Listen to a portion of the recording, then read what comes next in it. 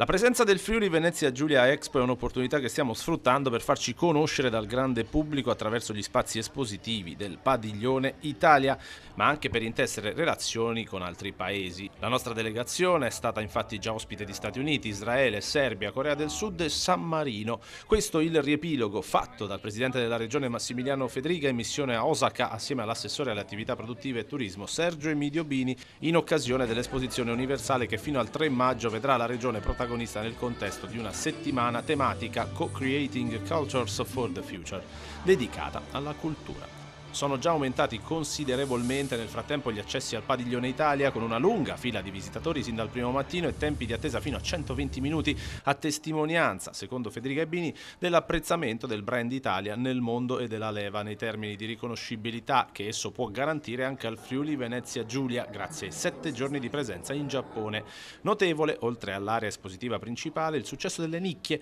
con migliaia di persone intente a interagire con le attività proposte dalle eccellenze dell'artigianato e assorte nella lettura del fumetto Yokai a Zonzo in Friuli Venezia Giulia, realizzato dal Palazzo del Fumetto in collaborazione con la Regione. Giornata che si è conclusa con una conferenza stampa di Lean Experience Factory, durante la quale Federica e Bini si sono uniti al presidente di Confindustria Alto Adriatico Michelangelo Agrusti in videocollegamento e al direttore di LEF Marco Olivotto per la presentazione di Virtual Safety Training, il primo software in Italia che attraverso l'impiego di tecnologie digitali consente di operare nell'ambito della formazione e della verifica del grado di apprendimento delle normative in materia di sicurezza sul lavoro, contribuendo così alla riduzione del rischio di infortuni.